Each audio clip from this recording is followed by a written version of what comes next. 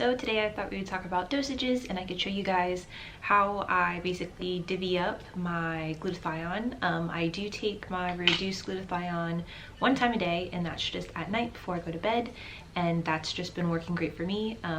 When I first started doing rectal syringes, so like 2 years ago now, I did it once in the morning and then once at night. So you can do it however you want. If you want to do 2 rectal syringes a day or just 1 rectal syringe a day. I mean, I did rectal syringes for like about 4 or 5 months, and I did it that way before I switched over to trying acetyl, and then I switched over to doing liposomal, so I didn't have to do rectal syringes anymore. So really it just is however comfortable you are and how many times a day you want to be doing this. So here's my little glass. This is where I do all my mixing, and thankfully it's glass, so you guys will be able to see nice and clearly. So I just take the water out of the faucet. You can use distilled water. I would just buy your own gallon of distilled water, and this is what I did my first year when I was doing rectal syringes, and I would just put the syringe in the gallon jug, and then I would just pull out, you know, the amount of water. Now I just use the faucet water. I'm not too worried about making sure that the water is distilled. If you're doing like enemas, if you use like tap water or something, you can actually give yourself like a really awful stomach ache. So using distilled water is easier on your stomach. If you notice that you're getting a really bad stomach ache with this, I mean, it's such a small amount of water. That's why I was like, this really doesn't matter. But I'm just saying, if you feel like you're having, you know, issues, then you could just switch to distilled and see if that helps the issue. But to be honest, doing rectal syringes, it does kind of add a little bit of bloating and a little bit of gas. So half of that is because it's a, you know, it's a sulfur, and you're putting it, you know, in your stomach, and then your stomach's making bile, and then you have the gas. And so anyways, I just thought I would throw that in there. So this is how much water I have. This is 1 teaspoon. Hopefully it will zoom in on here. 1 teaspoon, and then when, you know, this is a new syringe, but when the numbers and everything wash away, just, you know, just to reference, it's just about that much water. So even once these are gone, you should be able to just look at it and tell, oh, that's a good amount of water.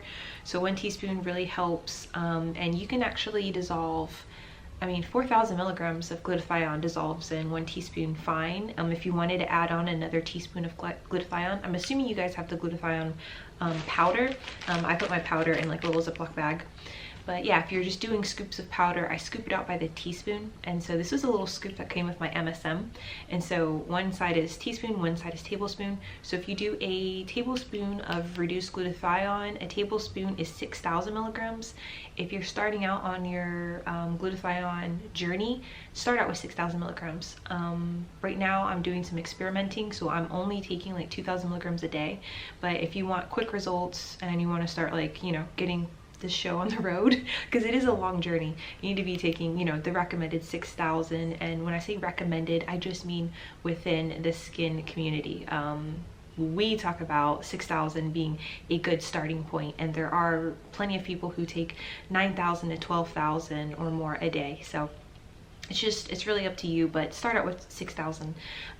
So for me, I'm just doing 2,000 just to see what I can get away with right now. And so, you know, doing a teaspoon of water dissolving 4,000 was fine, because I was on 4,000 milligrams like 2 weeks ago. So I just keep on flip-flopping back and forth.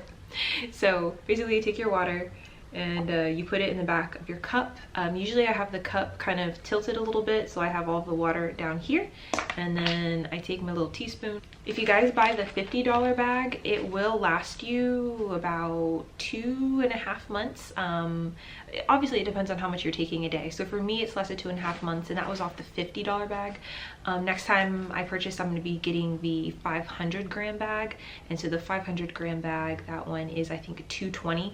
But the last time I bought that bag, it lasted me like 6 to 7 months, and that was taking 6,000 a day, and some days I was doing like 12,000. So it was worth the money, is what I'm saying. So now I just pour it in here like that, and then I take my syringe and I kind of do like this. You guys can't really see anything, but yeah, you're just gonna mix it. You will notice your water will get milky. Yeah, you can't really see anything. Okay, so that's not it. I also add a little bit of baking soda. Like literally it's just like a little dash. That was you know, enough to get started, and then, you know, it's all bubbly and whatnot.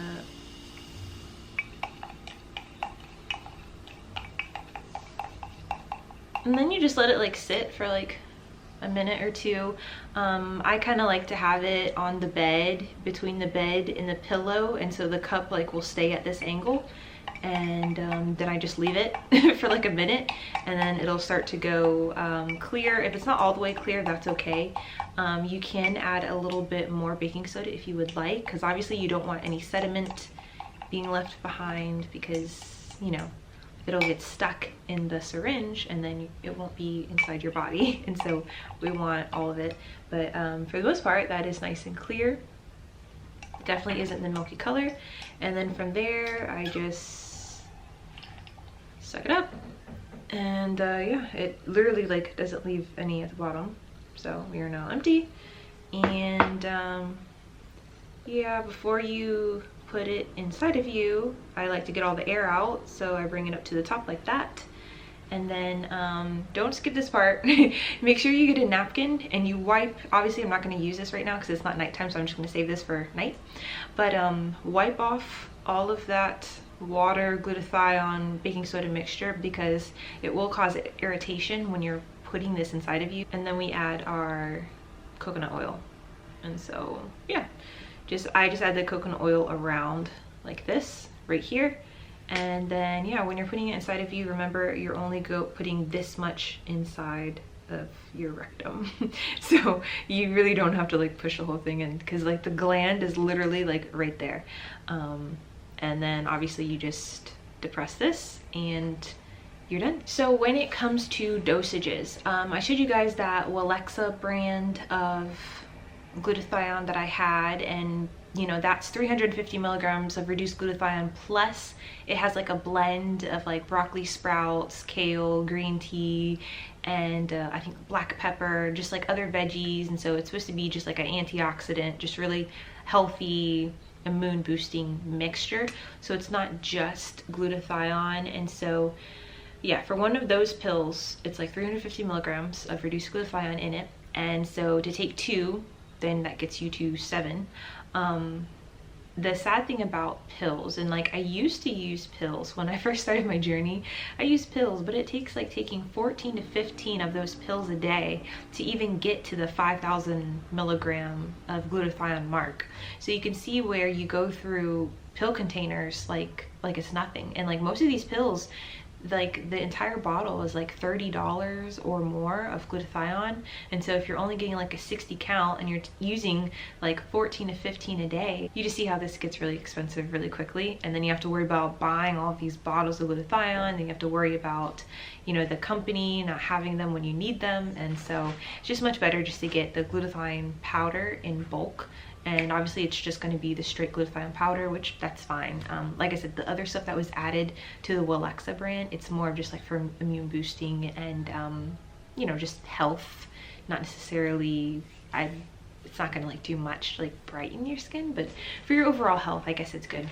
So when you get your bag of, if you get the bulk supplements brand, usually I like to put it in a different bag, because like they have like a reclosable bag, but like it doesn't seal properly. So I've heard some people like they keep their bag in the fridge to keep it fresher longer. I've never done that, but if you're one of those people who you think you want to keep it fresher longer, then go for it. Store your bag or store your airtight jar of glutathione in the fridge. I just personally have never done that. And yeah, then the scooper, like I said, this scooper came in my MSM bottles. Those MSM, the Kala Health, like those are pretty small bottles, so like I go through them pretty quickly. So just for one that you're about to throw away, keep it, because obviously I have another one in the one that I'm currently using, because I do use MSM every single day.